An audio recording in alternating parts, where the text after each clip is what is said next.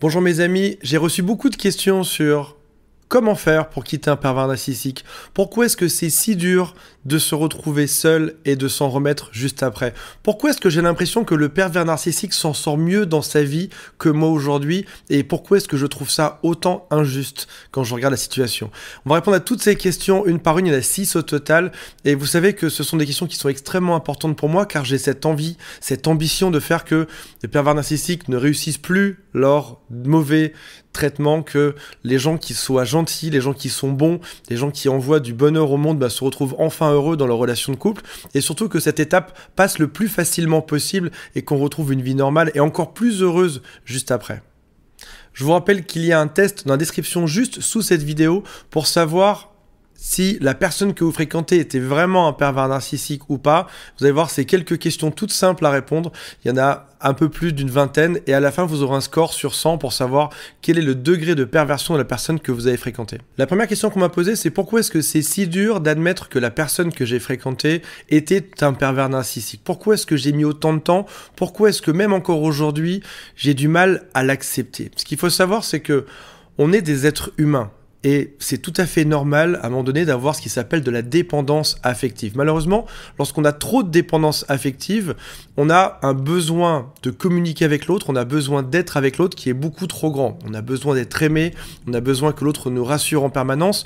Et pour rappel, un pervers narcissique est en couple de manière tout à fait naturelle avec une personne qui a de la dépendance affective. Alors, c'est normal lorsqu'on est un être humain, d'avoir besoin de connexion, d'avoir besoin d'amour, et heureusement, tous les êtres humains sont comme ça.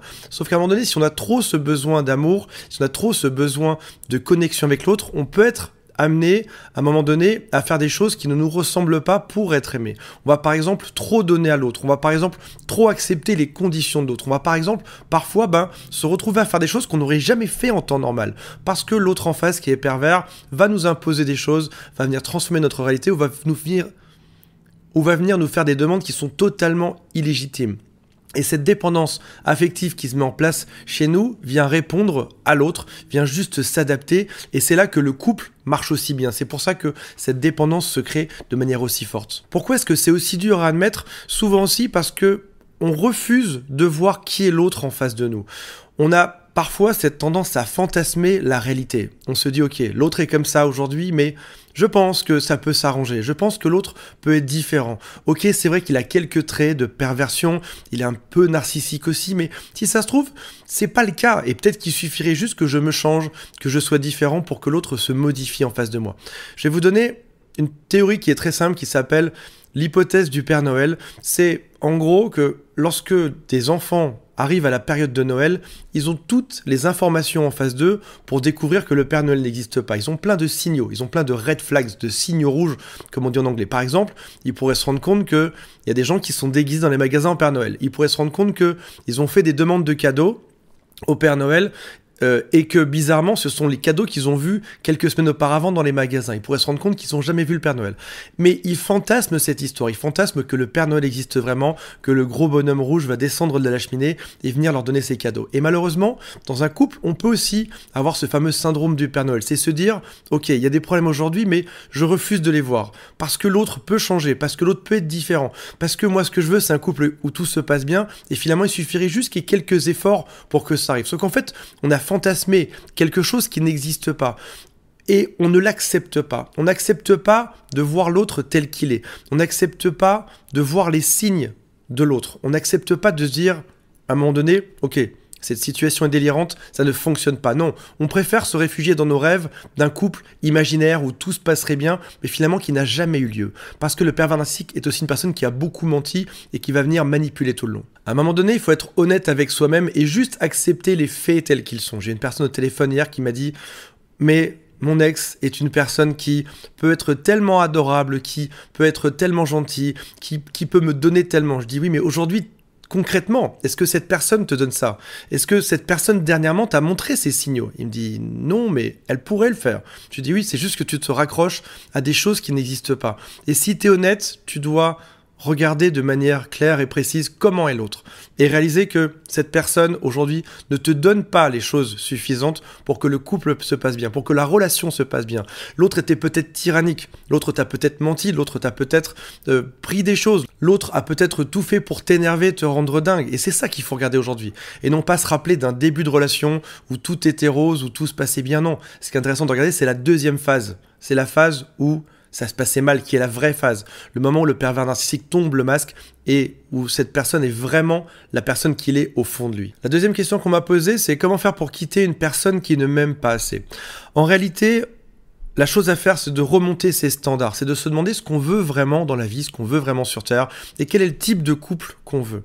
Et malheureusement, on se raconte encore une fois des histoires souvent dessus, et on se dit, je suis bloqué dans ce couple-là, parce que j'ai la croyance qu'il n'y a personne d'autre qui sera aussi bien que la personne que j'ai en face de moi. Ou alors on se dit, je ne veux pas tout recommencer à zéro parce que j'ai déjà beaucoup trop donné dans cette relation-là pour partir et pour recommencer à être heureux avec quelqu'un d'autre. Ou alors on se dit, ça m'a pris trop de temps pour trouver cette personne-là. Ça m'a pris des années peut-être parfois pour trouver une personne qui est comme celle que j'ai en face de moi. Et du coup, je ne me revois pas être seul aujourd'hui face à mes peurs, à ma solitude, face à ma dépendance, recommencer ce même effort et devoir attendre 1 an, 2 ans, 3 ans avant de retrouver la bonne personne. Sauf qu'aujourd'hui, il y a une histoire que vous vous racontez. Vous vous racontez ces histoires qui vous bloquent dans ce couple-là. Vous racontez toutes ces peurs. Sauf que quelqu'un sur Terre va vous aimer pour toutes vos qualités. Aujourd'hui, vous avez autant de qualités qu'un millionnaire ou qu'un top modèle. Vous êtes une personne qui est géniale. La seule différence entre un millionnaire, un top modèle et vous, c'est l'histoire que vous vous racontez. Si jamais vous acceptez de vous dire « Je suis une personne phénoménale, je suis une personne fantastique, je vais rencontrer rapidement une personne qui me correspond, parce que j'ai des standards qui sont comme ça, parce que moi, ce que je veux, c'est qu'on me traite correctement, parce que moi, ce que je veux, c'est être heureux dans mon couple. » Dans ce cas-là, vous aurez cette force de partir et de retrouver une bonne personne ensuite. Et vous serez beaucoup plus heureux. Vous allez enfin avoir le couple dont vous avez toujours rêvé. Et la seule chose à prendre en compte, c'est quelle est l'histoire que je me raconte aujourd'hui, pourquoi est-ce que je me dévalue, pourquoi est-ce que je me rattache à quelque chose qui n'existe pas, alors que ce que je devrais faire, ce serait aller de l'avant et m'autoriser à être enfin heureux. J'ai interrogé beaucoup de gens qui sont très heureux en couple et qui m'ont dit « Je suis plus heureux en couple aujourd'hui que ce que j'ai pu l'être pendant 5 ans avec un autre, ou 10 ans avec un autre, ou 25 ans avec un autre. » J'ai encore une personne qui m'a dit ça ce matin. « Je suis plus heureuse aujourd'hui que dans mon couple d'avant où j'étais 25 ans avec un autre. » Parce qu'à un moment donné, j'ai su dire stop, j'ai su arrêter, j'ai su prendre un peu de temps pour moi, me reprendre confiance en moi et enfin accepter de trouver la bonne personne et d'être super heureux ou d'être super heureuse. La troisième question qu'on m'a posée, c'est comment savoir s'il faut rester ou partir?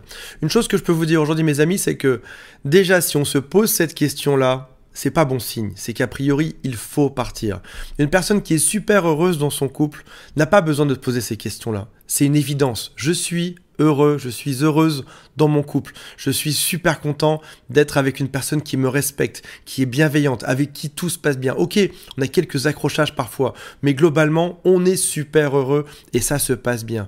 Et la chose qu'il faut se poser aujourd'hui comme question, c'est pourquoi est-ce que je me sens mal dans mon couple actuel ou dans la relation avec la personne avec qui j'étais? Pourquoi est-ce que je me sens déprimé? Est-ce que c'est normal qu'il y ait tous ces problèmes, tous ces conflits? Est-ce que c'est normal que l'autre me rabaisse? Est-ce que c'est normal que l'autre ne prenne pas soin de moi? Est-ce que c'est normal que l'autre n'écoute pas mes besoins, mes exigences ou ce que j'aimerais faire dans la vie? Ça, ce n'est pas normal. Donc a priori, la réponse est simple. Comment savoir s'il faut rester ou partir? Si on se pose la question, c'est qu'il faut partir. Il y a une quatrième question qu'on m'a posée, c'est pourquoi est-ce que mon pervers narcissique préfère prendre soin de sa famille plutôt que de moi? Pourquoi est-ce que ce pervers narcissique préfère prendre soin de ses amis ou de cette personne en particulier plutôt que de moi? C'est tout à fait normal. Un pervers narcissique va aller à un endroit où il obtient de meilleurs résultats. Ça peut être, on en reparlera dans tout ce qui est triangulation, dans des stratégies de manipulation, ça peut être tout simplement que le pervers narcissique va aller là où il a de l'influence, là où il est valorisé, là où il peut prendre des choses. Si à un moment donné, il n'arrive plus à prendre chez vous, ou alors qu'il réalise qu'en vous mettant dans une relation avec un autre type de personne, si par exemple, il vous met toujours en comparaison avec une amie, un ami, ou alors quelqu'un qui est en train de draguer, ou alors votre famille, dans ce cas-là, et qui voit que ça peut vous rabaisser, dans ce cas-là, il va en profiter. Il va aller voir d'autres personnes, et il va surtout jamais aller remplir vos besoins, il va jamais aller écouter vos besoins, ni même prendre soin de vous. La cinquième question qu'on m'a posée, c'est comment ne pas se sentir coupable de quitter un pervers narcissique? Et on me dit souvent, j'aurais dû être plus patient. C'est tout à fait normal d'avoir ce sentiment de culpabilité. D'autant plus quand la relation a duré longtemps, d'autant plus quand il y a des enfants ou des enjeux dessus, de famille, des économiques, de choses investies ensemble ou la famille qui s'en mêle. C'est tout à fait normal de ressentir ça. Et ce qu'il faut savoir aussi, c'est que les dépendants affectifs sont extrêmement bons pour trouver des solutions pour réparer les choses. Lorsqu'on est dépendant, on ne veut surtout pas que l'autre nous quitte ou qu'il y ait des problèmes. Surtout lorsqu'on est par exemple hypersensible, qu'on va en plus ajouter à ça des notions où on va être avec une grande empathie, dans la compréhension, dans l'écoute de l'autre. Je sais aussi une chose, c'est que les dépendants affectifs et les hypersensibles, à un moment donné, ont tout fait pour résoudre le problème, pour trouver la solution à ces problèmes.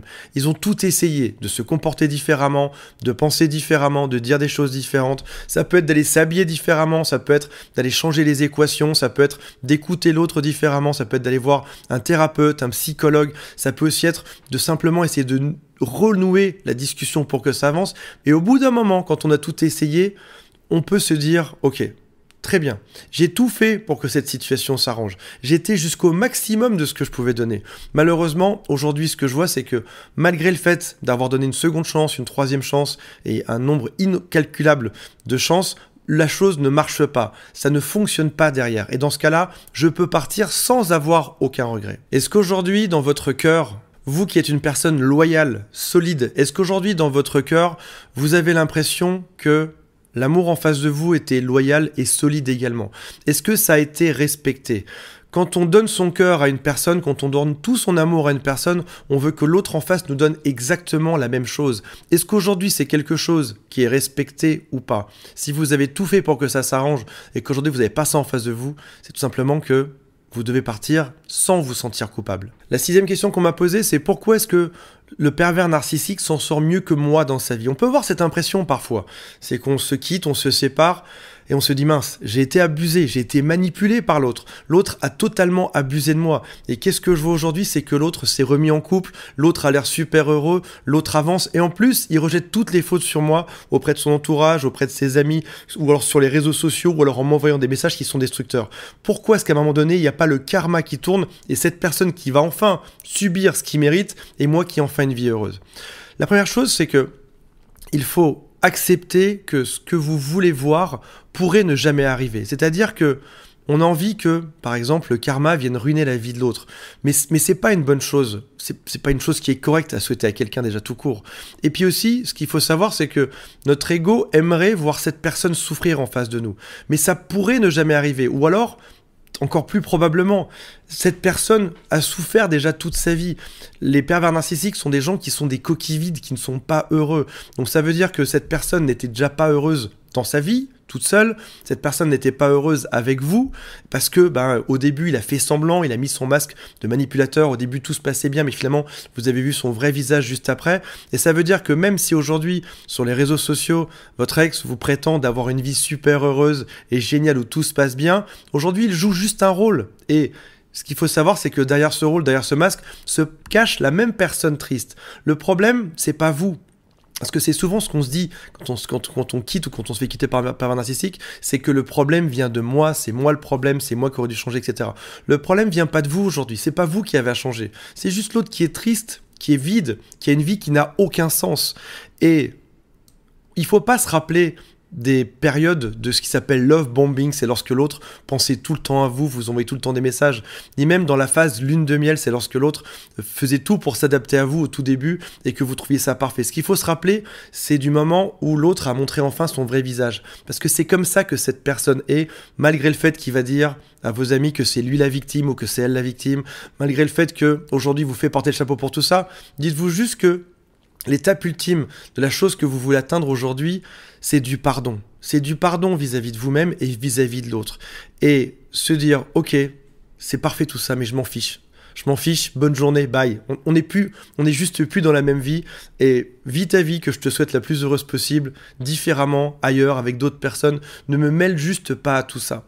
Parce qu'à un moment donné, s'énerver après quelqu'un, ça nécessite de l'énergie. Ressasser les choses, ça nécessite de l'énergie aussi. Lui souhaiter du mal, ce sont des énergies qui sont très négatives pour nous. Et il est important de se dire, j'ai accepté que cette personne était malfaisante. J'ai accepté que cette personne était toxique, que notre relation ne fonctionnait pas l'un avec l'autre. Et parce que j'accepte tout ça, aujourd'hui, je souhaite juste que cette personne trouve son bonheur de manière différente. Et malheureusement, comme on le sait, les pervers narcissiques ne se remettent pas en cause, donc trouvent rarement leur bonheur, mais en tout cas, ils trouvent une vie plus équilibrée de manière différente. Et quand on arrive à ce niveau de détachement, quand on arrive à se sortir de ça, en se disant, bah voilà, moi je vais construire une vie super heureuse, moi je sais ce que je vaux, moi je sais que je suis une personne qui est géniale, et c'est tout. Et quand vous allez revoir votre ex, au bout de quelques années, toujours dans les mêmes histoires, toujours dans la même vie, toujours dans les mêmes problèmes, vous aurez un petit sourire en vous disant, bah voilà ce qui s'est passé, ok. Tu m'as fait croire que tu t'étais remise en couple ou remis en couple avec quelqu'un, qu'est-ce que je vois? C'est que 5 ans après, tu es toujours aussi triste, ça se passe toujours aussi mal. On m'a dit, par écho, que tu étais toujours dans ces mêmes genres de crises, que le truc n'avançait pas, que tu as juste reproduit les mêmes choses, tu l'avais déjà fait avant moi, tu l'as fait avec moi et tu continueras de le faire après moi probablement toute ta vie. Et là, vous aurez le soulagement d'être enfin sorti de ça, de ne plus être la victime de tout ça. Juste pour finir, on se considère souvent victime. Il y a une phase qui est très dure après avoir fréquenté un pervers narcissique, c'est qu'on se trouve victime et on s'en veut, on se demande pourquoi moi, pourquoi ça m'est tombé dessus, pourquoi est-ce que c'est aussi injuste. Tout d'abord, il faut prendre ça comme une leçon, le fait de pouvoir évoluer, de se dire, bah voilà, j'ai vécu quelque chose qui m'a appris beaucoup de choses, peut-être de manière un peu dure, peut-être que la leçon était un peu dure et que ça m'a fait apprendre des choses et qu'aujourd'hui je me sens en bas, mais ce qu'il faut savoir c'est que juste après ça, il y a une grande pente qui remonte vers un monde qui est beaucoup plus heureux, vers un couple qui est beaucoup plus stable et surtout de rencontrer quelqu'un qui vous aime vraiment sans aucun sentiment de manipulation. Si jamais vous avez envie de faire le test pour savoir si la personne que vous fréquentez était vraiment un pervers narcissique, c'est dans la description de la vidéo juste ci-dessous, mettez-moi un like et racontez-moi vos histoires en commentaire, ça me ferait extrêmement plaisir de pouvoir les lire. Salut à tous, bye.